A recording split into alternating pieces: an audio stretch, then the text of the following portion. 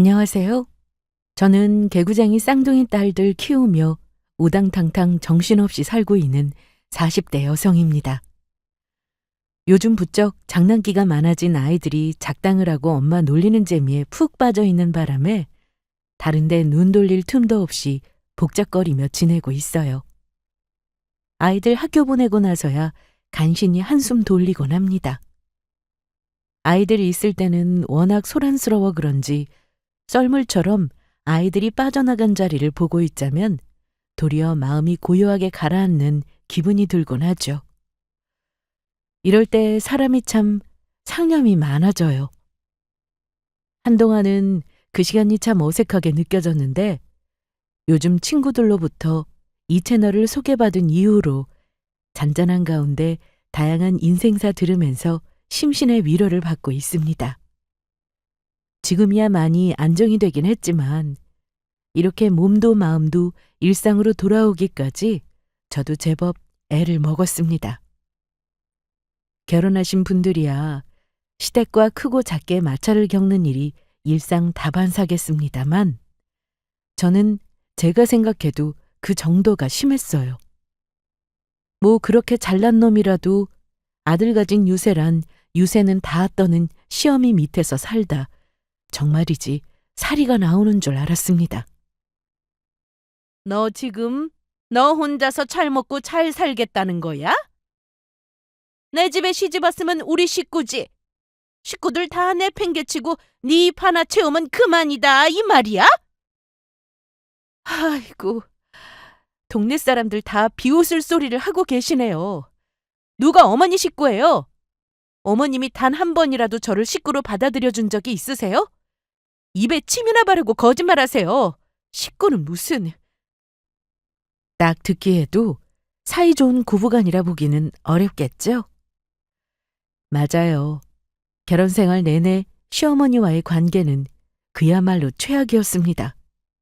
그렇다고 제가 노력을 해보지 않은 것도 아니에요. 저는 할 만큼 했다고 생각합니다. 그러나 어느 인간관계라 하더라도 한쪽만 노력해서 되는 관계가 있겠습니까? 저 혼자 노력을 하고 또 하고 그리 용을 써봐도 며느리 그저 만만하게만 보고 우습게 여겼던 시댁 식구들의 진정한 식구로 받아들여지는 일은 없었습니다. 애초에 시댁꼴이 저 모양이라는 걸 알았더라면 제가 미치지 않은 이상 저 집으로 시집을 갔겠습니까? 저 인간들도 처음에는 제법 멀쩡한 사람 행세를 했었죠. 특히 남편이라는 인간이 더더욱 그랬습니다. 남편을 처음 만난 건 대학 연합 동아리 활동에서였어요. 남편은 저를 처음 볼 때부터 관심을 표했으나 사실 저는 남편한테 별로 관심이 없었습니다. 그도 그럴 만한 게 외모로 보나 조건으로 보나 제 쪽이 월등히 나은 편이었습니다. 다른 남자들처럼 자기가 관심 주는데 왜 무시하냐며 적반하장으로 굴었더라면 진작 떨곤 했을 텐데 그래도 머리는 굴릴 줄 아는 사람이었어요. 제가 관심 없다는 티를 대놓고 내자 깔끔하게 떨어져 나가는 줄 알았습니다. 제 주변 인맥을 여기저기 기웃거리며 저에 관한 정보를 수집하고 다닌 줄은 결혼 전까지만 하더라도 꿈에도 몰랐어요. 치밀해도 참 못돼 처먹은 방향으로 치밀한 인간이었죠. 남편이라는 작자는. 당시 만나던 남자친구가 바람을 피워 다소 껄끄럽게 헤어지고 나서 만만치 않은 취업 준비까지 겹치게 되니 나름대로 당차다고 자부했던 저도 힘에 부치더라고요. 그때 남편이 다시금 제게 접근을 했습니다. 그렇게 조금씩 연락이 오가면서 저도 모르게 제 힘든 사정도 조금씩 털어놓게 되고 의지를 하게 되더라고요. 그렇게 연애를 시작한 남편은 저랑 만나면서 간이고 쓸개고 다 빼줄 것처럼 유난스럽게 굴었습니다. 저도 여자인지라 저 없으면 죽는 신용이라도 할 것 같은 남자 모습을 보면서 저도 모르게 어깨가 으쓱했습니다. 저렇게 나 좋아서 어쩔 줄 모르는 사람이라면 결혼해서 살아도 아내 속 안 썩이고 평생 저 배신할 일이 없을 사람일 거라고 생각했습니다. 결혼할 남자라고 남편을 집으로 데려갔을 때 부모님 반응이 썩 좋지는 않았습니다. 출신 학교로 보나 집안으로 보나 다니는 직장으로 보나 뭘 봐도 객관적으로 제가 아까웠으니 왜 안 그러셨겠어요. 다소 처지는 자식이라 할지라도 내 자식이 아깝다고 할 판에 보이는 모든 것이 마음에 차지하는 사윗감이었으니 저희 부모님 그러시는 게 이해가 가지 않는 게 아니었습니다. 사실 남편을 부모님께 인사시키면서도 부모님이 별로 좋아하지 않으실 거라는 예상은 했습니다. 지영아, 네가 우리 자식이라서가 아니라 지금부터 당장 선을 봐도 훨씬 괜찮은 남자들 네 앞에 줄을 설 텐데 꼭 그 사람이랑 결혼을 해야겠어? 그래. 아빠도 사실 그 사람 별로 마음에 들질 않아. 당장 헤어지지 못하겠으면 결혼이라도 좀 시간을 두고 생각해보는 건 어때? 엄마, 아빠, 내가 연애를 안 해본 것도 아니고 잘났다는 놈 만나보니 저 잘난 줄 너무 잘 알아서 바람이나 피고 다니더라. 이제 이래저래 기싸움하는 것도 피곤해. 저 사람은 내 말이라면 콩 심은데 팥난다고 해도 고지고대로 그러려니 할 사람이야. 겪어보니 그런 사람이 옆에 있으니 제일 마음이 편하더라. 나는 결혼해서도 내 인생이 평안했으면 좋겠어. 저 사람이랑 살면 그렇게 살 수 있을 것 같아. 저 사람 조건이 좀 처져서 엄마 아빠가 걱정하는 것도 이해하는데 그래도 사람만 봐줄 수는 없을까? 결혼하기 전까지는 제 부모님 환심 사겠다고 남편도 저희 친정의 지극정성이었습니다. 하기야 내세울 것 하나 없는 사람이 잘 보일 방법이 그것 말고 더 있겠어요? 그저 입안에 혀처럼 구는 것 말고 자기도 별 방법이 없었을 겁니다. 그럼에도 불구하고 저 시집 보내는 그날까지도 저희 부모님 마음이 완전히 열리는 일은 없었지만요. 이런 저희 집의 부정적인 반응과는 다르게 시댁에 첫인사를 갔을 때는 제가 아주 환대를 받았습니다.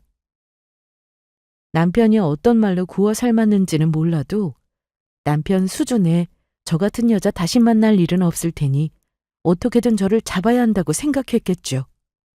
그렇게 생각했으면 시집와서 좀 잘해줄 일이지. 절 제대로 취급해준 건 그때가 유일했던 것 같네요. 어찌되었든 그날만큼은 온 시댁 식구들에게 마치 귀한 사위 마냥 백년 손님 대접을 받은 저였습니다. 우리 태구가 연애하고 아주 넋을 놓고 다니길래 얼마나 대단한 아가씨를 만나나 했더니 아가씨가 너무 참하네. 우리 아들이 왜 그렇게 빠졌는지 알겠어? 앞으로 결혼하면 정말 딸처럼 엄마처럼 잘 지내봐요 우리. 저희 집이랑은 너무 다른 환대받는 분위기에 정신이 하나도 없었습니다. 한편으로는 나는 시댁에 와서 이리 대접을 받는데 남편은 우리 집에서 늘 미적지근한 반응만 얻었다는 생각이 들자 남편에게 미안한 마음이 들었습니다. 저도 모르게 남편과 시댁 눈치를 보게 되더라고요. 저 사람도 이 집에서는 귀하디 귀한 자식일 텐데 그런 자식 예비처가에서 눈칫밥 먹는 걸 알게 되신다면 지금처럼 나를 반겨주실까 하는 생각을 하니 목구멍에 넘어가는 밥이 까실하게 느껴졌습니다. 예비 며느리 온다고 밥상은 얼마나 상다리 휘도록 휘황찬란하게 차려주셨는지 감사하다 못해 송구스러울 지경이었습니다. 그러는 와중에도 마지막까지 제 마음을 돌려보려고 하시는 친정 부모님이셨으나 결국 부모님께서 고집스런 딸 자식을 이기지 못하고 마지못해 져주셨습니다. 지영아, 엄마가 미안해. 우리 딸 좋은 일 앞두고 웃게만 해줘야 했는데 엄마 때문에 많이 속상했지? 앞으로는 강서방한테도 잘할게. 우리 딸 그만 화 풀어. 그래, 너 걱정한다는 이유로 정작 네 마음 헤아리지 못해서 아빠도 미안해. 언제 강서방 한번 집으로 데려와 봐. 친정 부모님이 무슨 심정으로 그런 말씀을 하셨을지도 모르고 마냥 철없는 딸 자식은 한 곱이 넘겼다 싶어 그저 기쁘기만 했습니다. 그게 불행으로 뛰어드는 일인 줄도 모르고 말입니다. 결혼식 날 저는 제가 세상에서 가장 행복한 신부라고 생각했습니다. 남편은 여전히 제 말이 세상의 진리라고 된양 굴었고 시댁에서는 귀한 손님 모시듯 저를 대했습니다. 아직 표정에서 아쉬움을 아주 걷어내지를 못하셨지만 친정 부모님 역시 남편에게 마음을 열어주시겠다는 약속까지 해주셨으니 앞으로 펼쳐질 제 결혼 생활에 걱정거리라고는 티끌만큼도 없을 줄 알았습니다. 그 믿음이 깨지는데 든 시간은 채 일주일도 되지 않았습니다. 신혼여행 다녀오고 저희 집에 잠깐 들렀다가 곧장 시댁으로 인사를 갔습니다. 시댁 문턱을 들어서는 순간부터 왠지 모르게 집안 분위기가 예전과는 다르게 냉랭하게 느껴졌지만 괜한 생각이라 고개를 휘저으며 시부모님께 인사부터 제대로 드렸습니다. 그랬더니 대뜸 시어머니 입에서 튀어나오는 말이 바로 이거였어요. 그래도 이제 시집 와서 이 집 식구가 됐으면 당연히 여기부터 들리는 게 순서 아니니? 벌써부터 친정 먼저 챙기는 거 보기 좀 그렇구나. 저를 딸처럼 생각하시겠다며 간드러지던 시어머니 목소리는 언제 그랬냐는 듯이 싸늘하고 고압적이기 짝이 없었습니다. 생각지도 못한 말에 이게 무슨 말인가 싶어 제가 대꾸할 말조차 곧장 찾지 못하고 어버버하고 있자 옆에 앉아있던 남편이라는 놈이 대뜸 이러는 겁니다. 아유, 엄마도 참 이제 가 시집 왔으니 뭘 몰라서 그러는 거지. 뭐 이제 지영이도 우리 집 식구인데 앞으로는 달라지겠지. 그렇지, 지영아? 모자가 쌍으로 지금 무슨 소리를 하나 싶었습니다.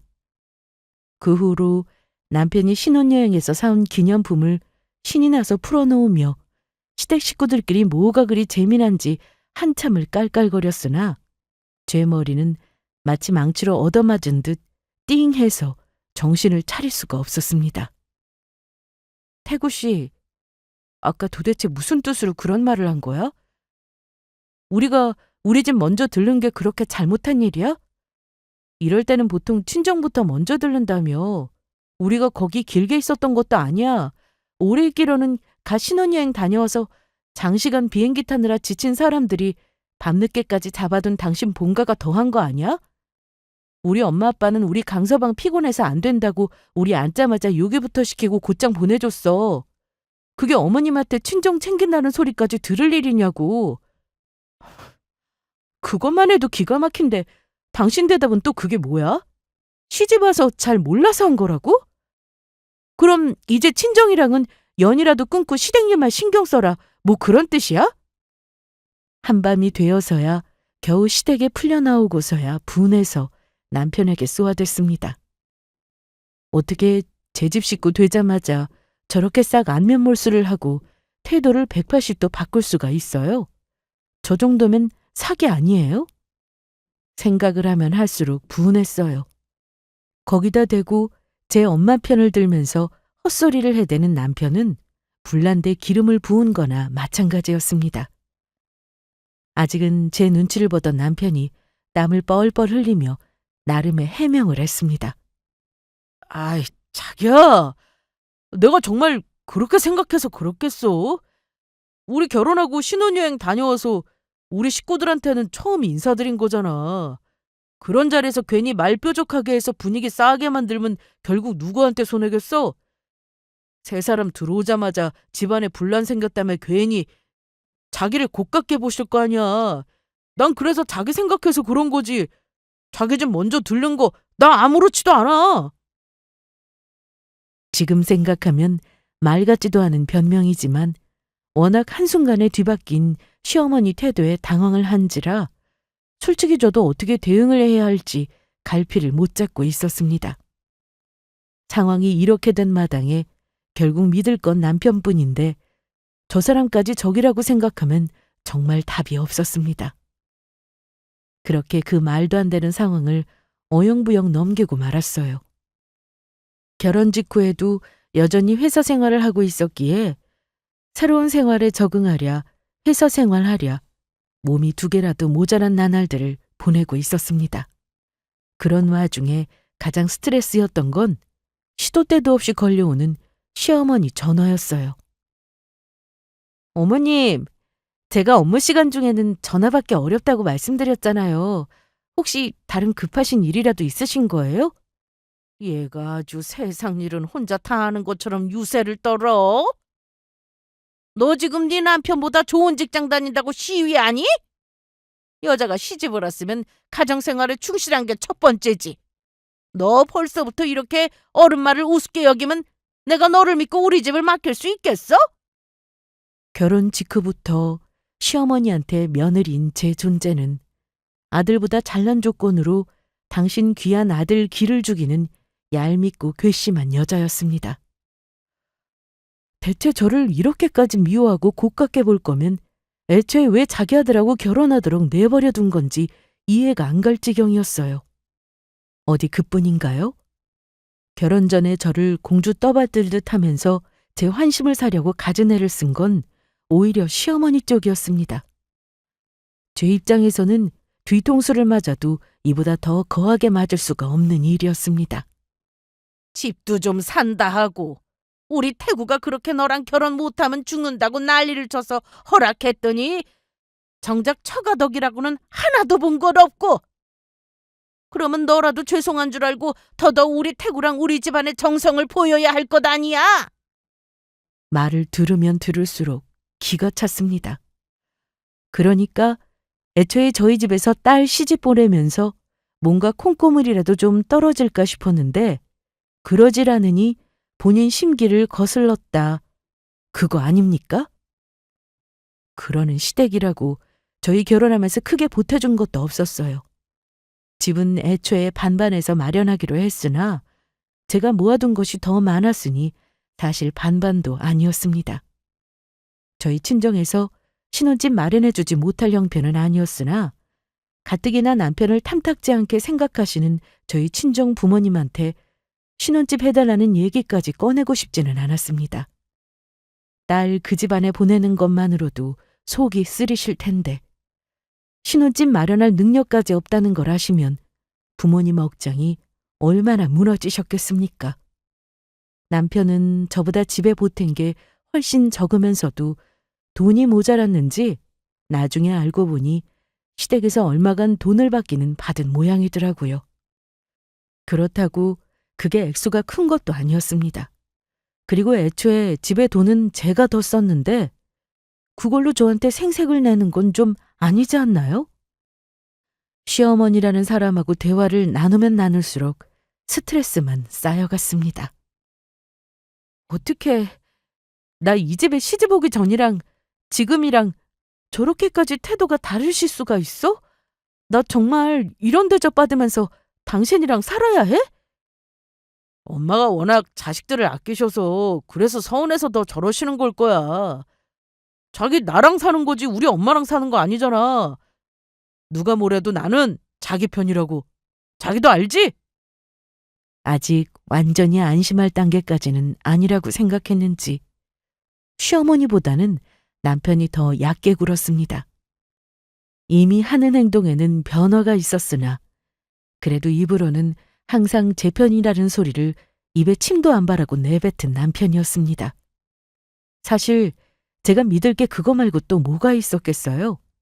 복장이 터지는 와중에도 그래, 저 사람이 내 편인 게 가장 중요하지 하고 애써 마음을 달랬습니다. 결혼식까지 끝나 같이 사는 마당에 이제 와서 결혼을 물릴 수 있는 것도 아니고 저도 모르게 자꾸만 합리화를 하게 되더라고요. 시어머니가 저를 못마땅해 하는 건 당신 아들보다 제가 잘났다는 것만이 전부는 아니었습니다. 제가 친정에 뭐 하나라도 해줄까 싶어서 아주 눈에 불을 켜고 달려들더라고요. 특히나 명절에 양가에 똑같이 선물을 해드려도 저희 집엔 더 좋은 거 해줬을까 싶어서 눈을 세모로 뜨시는 시어머니였습니다. 너 태고보다 벌이 좀 더 된다고. 친정이 더 신경 쓰고 그러는 거 그거 정말 잘못된 거다. 넌 엄연히 유부녀고 출가 외인이야. 그 집안에서도 그걸 인정했으니 딸 자식 우리 집에 시집 보낸 거 아니겠니? 아무쪼록 자중하고 가족끼리 서로 감정 상할 일이 없도록 네가 더 마음을 써야 해. 그래야 가정이 평화로운 거다. 저희 엄마 아빠가 저 시집을 보낸 거지 자식을 내다 버린 건가요? 이 집에 시집 왔다고 마치 저희 부모님과 제 부모 자식 간의 인연이 끊기기라도 한 것처럼 말하는 시어머니한테 기가 막혔습니다. 본인 딸 시집 보내고도 저런 말 같지도 않은 소리를 할까 생각해보니 바로 답이 나왔어요. 시어머니 얼굴은 물론 성격까지 쏙 빼닮아 얄밉기 짝이 없던 시누이는 시어머니와 아주 쿵짝이 잘 맞았습니다.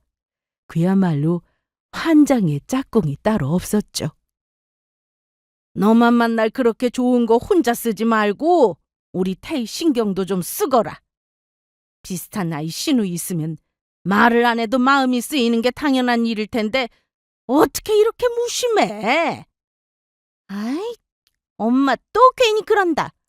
언니 신경 쓸 거 하나도 없어요. 나 그런 거 바라고 그런 사람 아니야. 제가 쓰는 명품 화장품에 눈독 들이면서 꼬치꼬치 캐물은 지 얼마나 됐다고. 시어머니 옆에서 바람 넣은 줄 제가 모를 거라고 생각하는 게 더 우스운 일이었습니다. 사람을 호구로 봐도 유분수지. 제가 쓰는 물건 하나하나 참견해가며 욕심이 번들거리는 눈을 뗄 줄 모르는데 욕심 많은 것도 꼭 제 어미를 닮았다 싶었어요. 언니 고생이 많네요. 저기 육전 다 떨어졌더라. 육전은 금방 부쳐야 맛있잖아. 조금만 더 고생해 언니. 쟤는 손이 왜 저리 느리다니. 이래서 집에서 딸 자식 공부만 시켜서 될 일이 아니라니까. 그러는 제 딸년 손에 물 한 방울 안 묻히고 육전만 처먹고 있는 꼴 그대로 두고 저만 죽어라고 부려먹는 시어머니였습니다. 그때 제 뱃속에 우리 딸 쌍둥이가 벌써 5개월이 다 되어가고 있었어요. 아이가 둘이라 그런지 아직 5개월을 채우지 않았는데도 배가 제법 많이 나와 있었습니다. 점점 호흡도 가빠져 오고 있었는데 몇 시간을 불 앞에 서 있자니 정말 죽을 맛이었어요. 임신한 마누라가 이 고생을 하고 있는데도 거실에서 좋다고 술이나 처먹고 있는 남편 놈을 뒤집개로 쥐어 패고 싶었습니다. 당신 식구들이 임신한 마누라 그렇게 잡돌이를 하는데 술이 넘어가? 나 같으면 애들 잘못될까 걱정돼서라도 그러고 있지를 못하겠다. 내가 지금 남의 자식 가졌어? 당신은 아빠 아니야? 결혼 전만 하더라도 나한테 뭐든 다 해줄 것 같이 굴더니 이제 결혼했으니 볼장 다 봤다는 거야 뭐야? 내가 그동안 당신 식구들한테 좀 잘했어? 우리 집에 뭐라도 더 해줄까 싶어 쌍심 지켜는 당신 어머니 때문에 우리 엄마한테는 좋은 거 하나 제대로 못 해드리면서 어머님한테는 달마다 선물이다 뭐다 하며 좀 갖다 바쳤어? 아가씨한테는 또 어떻게 했는데? 내 물건 하나 편히 못 사고 뭐 하나 살 때마다 아가씨 것까지 사다 바치며 눈치란 눈치를 다 보게 만들고 내가 무슨 당신 식구들한테 빚이라도 졌어? 그거 뻔히 알면서 남일이라는 듯이 구는 당신은 또 어떻고? 결국 폭발해서 그동안의 불만을 쏟아내는 저를 보는 남편의 눈빛이 점점 짜증스러워졌습니다. 아 그럼 나보고 뭘 어떡하라고. 견물생심이라고. 사람이 좋은 거 보면 욕심 좀 날 수도 있지. 그거 싫으면 당신이 처신을 좀 잘했으면 중간에 나까지 껴서 이렇게 피곤할 일 겪지 않아도 되잖아. 아 태희도 그래. 자기랑 몇 살 차이도 안 나는 새언니가 자기는 가져보지도 못한 온갖 좋은 거 다 쓰는 거 보면서 어떻게 아무 생각도 안 들겠어? 그거 보면서 당신은 안타깝지도 않아? 마지못해 자기 살 때 하나 더 산 거 가지고 뭘 그렇게까지 생색을 내? 그러니 우리 식구들이 당신한테 정을 붙일 수나 있었겠어? 적반하장도 유분수지. 오히려 큰 소리를 내는 남편놈한테 살이까지 느껴질 지경이었습니다. 배신감에 뇌 속까지 부글부글 끓는 기분이었어요.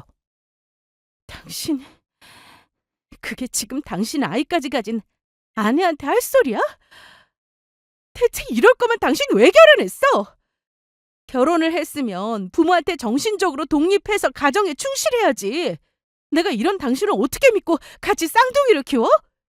당신이 먼저 우리 식구들 가족으로 여기고 잘했으면 내가 이러겠어? 당신 잘난 거 알아서 은근히 우리 집 식구들 무시하고 우습게 여긴 거 내가 모를 줄 알아? 아, 당신보다 한참 처지는 모자란 남편하고 같이 사니 시댁 식구쯤은 우스워? 당신 부모님들도 나들 못마땅하게 생각하는 거 내가 다 참아줬으면 당신도 그 정도는 감수해야지. 화가 나다 못해 머리가 어질어질할 지경이었습니다.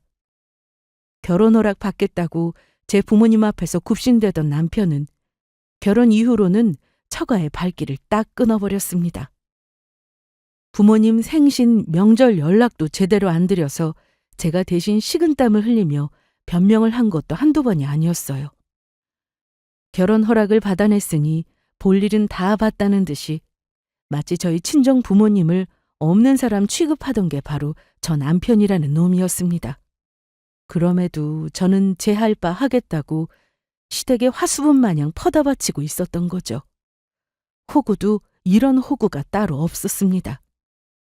저게 저놈의 본성이었던 거예요. 속아도 이렇게 속을 수가 있는 건가. 억울해서 돌아버릴 지경이었습니다. 그날부터 저는 더는 시댁의 호구를 자처하지 않았습니다. 남편이라는 놈 하는 꼴을 봐서는 제 잘못이라고는 절대로 인정할 기색이 아니었습니다. 제 본색 숨길 때도 저와 제 부모 우습게 본 놈이 이제 제가 애까지 가졌다고 본색 드러난 판에 제 부모님에 대한 태도가 바뀔 리가 없었습니다. 그렇다면 저도 저놈 식구들한테 잘 보일 일 없죠. 사실 안 보고 살면 딱 좋을 인간들이었습니다. 뻔질나게 걸어오는 시어머니 전화를 받지 않으니 그 성질머리에 부하가 치민 모양이었습니다. 제 회사 앞까지 와서 제 이름 대며 들어오겠다고 난리를 피운 게 사무실에까지 전해졌어요. 경우가 없어도 어찌 이리 경우가 없나 싶어 열이 확 뻗쳤습니다. 지금 뭐 하시는 거예요? 저희 엄마가 태구 씨 직장 가서 이추태를 부려도 가만 계시겠어요?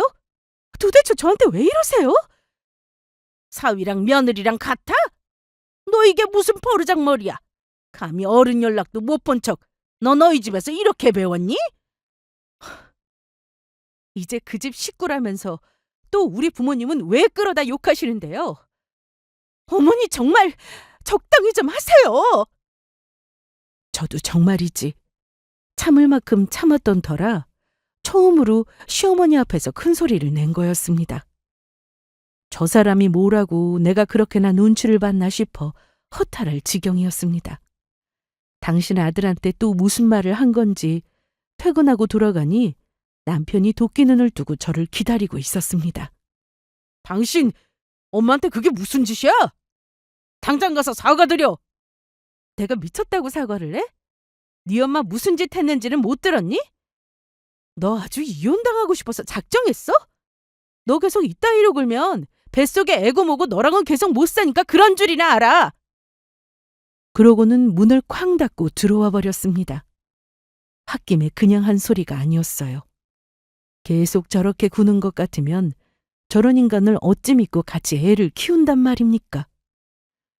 제가 생각보다 강경하게 나오자 남편도 그제야 아차 싶었던지 방문 앞에서 빌빌대기 시작했습니다. 여보, 아까는 내가 너무 흥분을 해서 자기 화 가라앉혀. 우리 딸내미들 놀라겠다. 엄마한테는 내가 잘 말씀드릴 테니까 너무 걱정하지 말고, 어? 그때라도 그만 그놈하고는 갈라서야 했는데 당장 이혼 도장 찍고 싶은 마음 만만이면서도 뱃속 아이들을 생각하니 차마 이혼을 결심하기가 쉽지가 않았어요.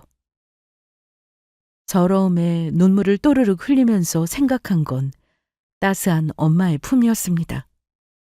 하지만 아이까지 품은 딸이 남편과 시댁에서 이런 대접을 받고 있는 줄 알면 무너져 버릴 엄마를 생각하니 차마 친정으로 달려갈 수조차 없었습니다. 본인들 자손 잘못될까봐 걱정은 됐는지 아니면 남편이 또 무슨 말을 한 건지는 몰라도 그러고 아이 낳을 때까지는 시댁도 좀 잠잠했습니다. 그렇다고 완전히 돌아선 제 마음이 다시 돌아올 리는 만무했지만 말입니다. 그렇게 행복하기만 해도 모자랄 시기에 아이 아빠에 대한 원망이 가득한 채로 우리 가연이 나연이가 태어났습니다.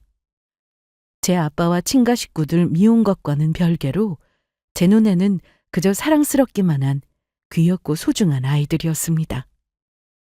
바라던 손자가 아닌 손녀라고 별로 눈길도 주지 않던 시어머니와는 달리 저희 아이들을 바라보는 친정 부모님 눈에서는 꿀이 뚝뚝 떨어졌습니다. 특히 저희 친정엄마 눈은 감격에 촉촉하게 젖어 있었어요. 예, 지영아. 어쩜 이렇게 너 갓 태어났을 때랑 똑같이 생겼는지. 유전자가 정말 신기하긴 하구나. 너 막 낳았을 때 생각도 나고. 우리 딸 많이 아팠지? 정말 고생했어. 제 자식 봤다고 입이 귀에 걸린 남편한테도 못 들은 말을 해주시는 엄마 때문에 눈물이 핑 돌았습니다. 지금 제가 속으로 무슨 생각을 하고 있는지 아시면 엄마의 기쁨의 눈물이 피눈물로 바뀔 것 같아 마음이 찢기는 듯 했어요. 아이가 하나도 아니고 둘이나 되었기에 육아휴직은 불가피했습니다. 그럼에도 아직 미처 추스르지 못한 몸으로 신생아를 둘이나 보는 일은 벅찬 일이었어요. 혼자서 애 둘 본다고 아등바등하는 딸 자식을 위해 매일같이 친정엄마가 아이들 같이 봐주러 와주셨습니다. 엄마 허리도 안 좋으면서 오지 말라니까. 아휴, 엄마 아무렇지도 않아. 그래도 너 혼자보다야 둘이 있는 게 낫지 않겠어? 낫다 뿐이겠어요. 저한테는 친정엄마는 구세주나 다름없었습니다. 남편이야 일한다는 핑계로 늘 늦게 들어와서 잠깐 애들 얼굴 보고 좋아하는 것 말고는 거의 육아에 참여를 안 한다고 봐야 했어요. 어차피 도움 안 되는 인간이니 모른 척 했으나 일이 없는데도 야근 핑계를 댄다는 걸 진작 눈치채고 있었습니다. 시댁이야 더 말할 것도 없었죠. 행여나 애 봐달라고 부탁 한번 할까 싶어 전에 없이 몸을 사리는 꼴을 보니 상대도 하고 싶지 않았어요. 그동안 결혼하고 제가 겪은 고초를 한 번도 엄마한테 털어놓은 적은 없었으나 친정엄마가 저희 집에 드나들기 시작하면서 점점 엄마도 눈치를 채기 시작하셨습니다. 지영아, 결혼 생활이라는 게 참 쉽지가 않지? 엄마도 겪어봤잖아. 살면서 답답함을 못 견딜 것 같거나 그게 아니더라도 엄마는 언제나 너 필요할 때 같이 있어줄 거라는 거 알지? 자식은 부모한테 창피하고 그런 거 없는 거야? 차마 자존심에 부모님 상처 줄까 봐 제가 차마 털어놓지도 못하는 걸 알고 하시는 말씀이셨어요. 그날 엄마 가시고 아이 재워놓고 숨죽여서 얼마나 울었는지 모릅니다. 하늘 아래 저 위해 주는 이들은 친정 부모님 뿐이셨습니다. 아이들 이제 겨우 스스로 제 몸 가눌 정도로 자랐을 무렵 부쩍 속이 더부룩하다는 말씀을 자주 하시는 엄마셨어요. 엄마, 자꾸 아픈데 참지 말고 병원에 가자. 자꾸 고집 부리지 말고. 안 그러면 내가 억지로라도 끌고 갈 거야? 당장 내일이라도 나랑 같이 가. 아유, 애들 때문에 집 밖으로 얼씬도 못하면서 무슨. 알았어. 엄마 내일 병원 꼭 갈 테니까 애기들 보고 있어. 저 어릴 때도 만성 위염을 달고 사셨기에 또 위험이 도졌나 싶었어요. 아무래도 딸 자식 평온하게 살지 못하는 걸 보니 더 스트레스를 받으신 건 아닌가 마음이 쓰였습니다. 그러나 뜻밖에도 엄마의 병명은 위염이 아니었어요. 지영아, 어떡하냐? 너희 엄마 암이란다. 결과 나오는 날 동행한 아버지가 울먹이는 목소리로 제게 전화를 하셨습니다. 엄마가 암이라니 생각지도 못한 결과에 휴대폰을 쥔 손이 벌벌 떨렸습니다. 그 길로 아이 둘을 이고지고 친정으로 내달렸습니다. 아이고, 아우 얘가 이게 무슨 일이야? 애들 바람 들어. 엄마 아프다고 이러고 뛰어온 거야? 아유, 엄마 괜찮아, 지영아. 괜찮긴 뭐가 괜찮아. 엄마, 엄마! 엄마를 위로를 해드려도 모자랄 판에 엄마의 암 발병 소식에 그간 참았던 서름까지 한꺼번에 터져버리고 말았습니다. 그 가족 같지도 않은 인간들한테 시달리는 동안 내 엄마 얼굴이나 한 번 더 볼 것을, 미리 병원 한 번 모시고 갈 것을, 후회가 끝도 없는 눈물로 쏟아져 내렸습니다. 그날로 저는 거의 친정으로 출근을 하다시피 했습니다. 아침마다 애들을 이고지고 뒤도 안 돌아보고 친정으로 향하는 제게 남편이 뾰족하게 굴었습니다. 가정 있는 여자가 친정 나들이도 하루 이틀이지 집에 붙어 있을 일이지 어딜 자꾸 싸돌아다녀? 나들이 같은 소리하고 자빠졌네.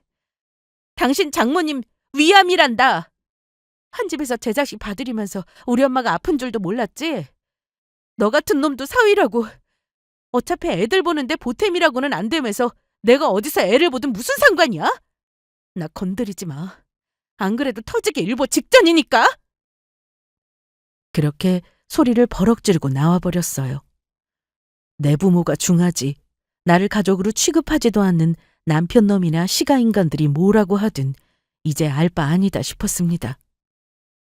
그저 하루라도 엄마 곁에 더 붙어있고 싶었어요. 그동안 일하며 차곡차곡 모아둔 월급으로 결혼 이후 챙기지 못한 것까지 모조리 쏟아서 엄마를 챙겼습니다. 시댁 눈치 본다고 쓴 것까지 죄다 빼앗아다 우리 엄마 갖다 드리고 싶은 심정이었어요. 아휴, 나한테 쓸 거 있으면 네 새끼들한테나 써. 사부인 성미가 보통이 아닌 것 같은데 괜히 책 잡힐 일 하지 말고. 그동안 나한테 받아먹은 게 얼만데 나한테 뭐라고 해?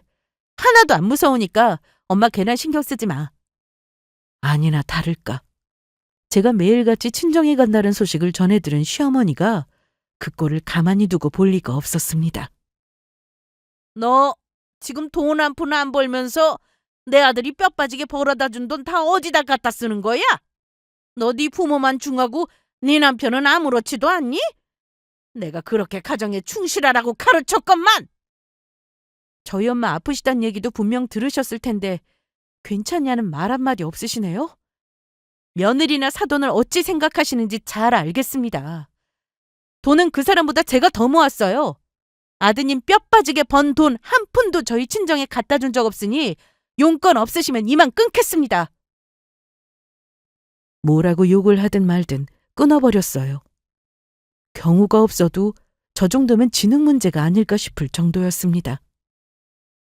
생판 남도 저러지는 않을 텐데 저희 친정에 대한 자격지심으로 그만 돌아버린 건 아닌가 싶었습니다. 매일같이 엄마 얼굴 보러 다니며 정성을 쏟았으나 엄마 상태는 나날이 나빠졌습니다. 여러 번의 항암 치료를 거치며 이미 다 달아나버린 머리카락을 대신해 잠도 줄여가며 직접 든 뜨개 모자를 씌워드리던 날 눈이 불어 터지도록 울었습니다. 끝까지 부정하고 싶었으나 엄마와 함께하는 마지막 날이 가까워지고 있다는 것을 알 수 있었어요. 지영아, 엄마로서, 아내로서, 며느리로서 무엇 하나 쉽게 결정하기 힘들 거라는 거 알지만 언제가 되었든 가장 중요한 건 네 행복이라는 걸 잊지 않았으면 좋겠다. 그거 절대로 이기적인 거 아니야. 엄마가 행복해야 아이들도 행복한 거야. 알았지?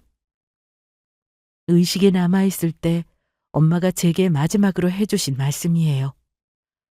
행복하지 못한 딸 자식을 두고 가는 엄마 마음이 어떠셨을지를 생각하면 가슴이 천갈래 만갈래로 찢어지는 듯 했습니다.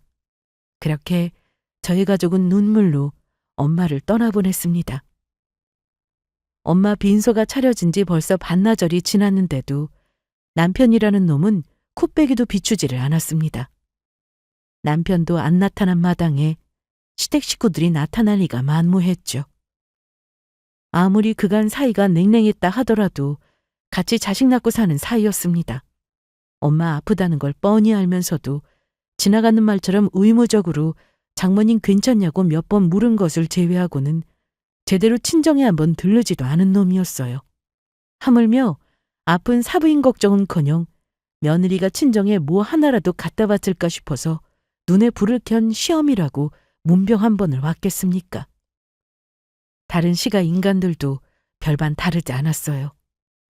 어쩌면 저렇게 하나같이 사람으로 태어나 사람돌이 할 줄 모르는 인간들인지 분해서 치가 떨렸습니다. 오죽하면 그동안 부처님 가운데 토막처럼 묵묵히 사돈 흉 한 번 보시질 않으시던 아버지께서도 화를 참지 못하셨습니다. 정말이지 해도 너무한다. 사돈이 세상을 떠났는데 어떻게 사위고 사돈이고 장례식장에 코빼기도 비추지를 않을 수가 있어? 아무리 처음에 우리가 서운하게 했다고 해도 제 아내 어머니인데 결혼으로 우리 딴에는 잘 지내보겠다고 철마다 보양식의 용돈에 사위라고 챙겨준 게 얼마인데 우리한테 소홀해도 너한테만 잘하면 그만이라 서운한 마음 달래고 또 달랬는데 그런데도 내 딸 마음고생 시킨 것도 모자라 내 아내 마지막 가는 길까지 이렇게 홀대를 내? 울분에 찬 아버지 말씀을 듣는데 저도 더는 가만히 있질 못하겠더라고요. 자리를 박차고 나가 당장 남편이라는 놈한테 전화를 걸었습니다. 너 지금 어디서 뭘 하는 거야? 네가 그러고도 사람 새끼야? 너 정말 나랑 갈라서자 이거야? 설사 갈라지기로 한 부부라도 부모 장례식에는 오겠다. 니는 뭐가 그리 잘나서 일이 비싸게 굴어? 어? 아이 참, 나라고 돌이 몰라서 그래. 태희 결혼 얼마 남지도 않았는데 부정타게 무슨 장례식을 가냐고. 엄마가 저리 성하신데 그럼 어떡해? 너 지금 그걸 말이라고 해? 너 진짜 등신이야? 제가 할 수 있는 욕이란 욕은 죄다 놈한테 퍼부었습니다. 그러고도 분이 풀리지 않아 손이 벌벌 떨렸어요. 그렇게 장례식 첫날이 거의 저물어가고 있었습니다. 시어머니에게 한 통의 전화를 받았을 때는 조문객들이 거의 빠져나간 다음이었어요. 너 내 아들한테 그런 막말을 해? 니까지 게 감히 뭔데 내 아들을 함부로 대? 그럼 우리 딸 결혼 얼마나 남았다고 결혼식장에서 부정 탈 일 있어? 네 엄마인데 그렇게 좋으면 너나 혼자 지킬 일이지. 지금 그걸 말이라고 해요? 당장이라도 저 시험이라는 여자 사지를 찍고 싶었습니다. 사람이면 이럴 수는 없는 거예요.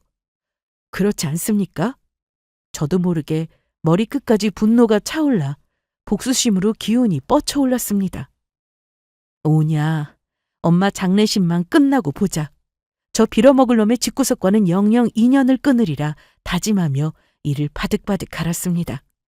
그러니 이튿날 날이 밝자마자 우르르 몰려온 그 인간들을 보고 저나 저희 아버지가 얼마나 황당했겠습니까? 아가씨 결혼에 부정 탄다며 할 말 못할 말 못 가리더니 여기는 뭐하러 오셨어요? 애도 참. 그럼 사부인 가시는 걸 모르는 척해? 그건 사람돌이 아니지. 그럼요 언니. 결혼식이 중요한 거요. 사돈어른 장례식이 더 중요하죠. 뭐 좀 도울 거 없어요? 제 옳게 부엌대기 부리듯 할 때도 살살 약올려 가며 처먹을 줄이나 알던 인간이 웬일로 이를 찾아 움직였습니다. 그 뒤로 남편놈이 쭈뼛대며 다가왔어요. 여보, 많이 서운했지? 내가 미안해. 지금이라도 뭐든 할 테니까 시켜만 줘. 상복부터 입을까? 어딜 감히 가족 행세를 하려 듭니까? 상복이라니. 어림도 없는 소리였습니다. 저기 가서 조문객분들한테 육개장이나 날라. 우리 엄마 마지막 지켜주겠다고 와주신 귀한 손님들이니까 깍듯하게. 알았어? 저 인간들이 절대로 속셈 없이 여기까지 행차했을 리가 없었습니다. 저 시커먼 속내에 또 어떤 더러운 계산이 있을 줄 알고 저것들 하는 짓을 곧이곧대로 믿겠어요? 그러기엔 제가 당한 게 너무 많았습니다. 엄마 힘들어 죽겠어. 무슨 인간들이 이렇게 끝도 없이 와? 쉿! 조심해, 이거 사. 네 새언니 앞으로 돌아올 유산이 한두 푼이 아니라는데 이럴 때 바짝 당겨야 할 거 아니야? 그러면 그렇죠. 매 눈으로 저것들 하는 양을 안 보는 척 지켜보던 제게 그 속내를 훤히 들키고 말았습니다. 어디서 들었는지는 몰라도 엄마가 제 앞으로 남겨준 유산이 상당하다는 걸 듣고 아차 싶었던 겁니다. 솔직히 놀랍지도 않았어요. 그거 아니면 저것들이 왜 여기까지 와서 부엌댁에 취급을 받고 있겠습니까? 진작 저희 친정 식구들은 물론 장례식장 직원들까지 싹 빼고 장례식 내내 시가 인간들을 하인처럼 부려먹고 있었습니다. 저러다 누구 하나 허리라도 나갔으면 하고 속으로 저주를 퍼부었어요. 장례식 끝나고 시가 인간들도 꼴이 말이 아니었어요. 쥐들 딴에는 제 환심 사보겠다고 뼈가 빠지게 움직였나 본데 고작 그 정도로 제 울분이 풀릴 리 만무했습니다. 비굴한 웃음을 짓는 그것들에게 고개를 빳빳이 들고 말했어요. 애쓰셨어요. 조만간 한번 찾아가죠. 아랫사람 부리듯 하는 제 태도에 쉬어미 미간이 잠시 찌푸려졌으나 금세 표정을 피고 살살 미소를 지었습니다. 마치 저 시집 오기 전 저를 꼬여낼 때처럼 말이죠. 며칠 지나지 않아 꼴도 보기 싫은 시댁으로 행차를 했습니다. 그동안 친정에 머물러 있어서 남편도 시댁에 가 있었어요. 뭐라도 좀 떨어질까 싶어 거지같이 침을 흘리는 꼴을 보니 제 선택이 옳았다 싶어 행동이 거침없이 나갔습니다. 저는 보란듯이 땅바닥에 준비한 두꺼운 서류봉투를 철썩 집어던졌습니다. 이혼 서류야. 니놈하고는 더 떨어질 정도 없으니 잔말 말고 도장 찍어. 니들 같은 천박한 인간들이랑은 단 한순간도 더 얼굴 맞대고 있기 싫으니. 그게 무슨 소리야? 이혼이라니. 그럼 내 엄마 장례식도 안 오려고 한 놈을 내가 걷어줄 줄 알았어? 이 금수마트 못한 새끼야?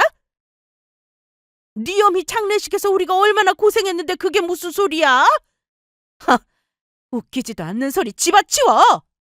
내 엄마 유산 노리고 뒤늦게 콩고물이라도 받아먹으려고 빌빌 귀여운 거 누가 모를 줄 알아? 이 천박한 여자야?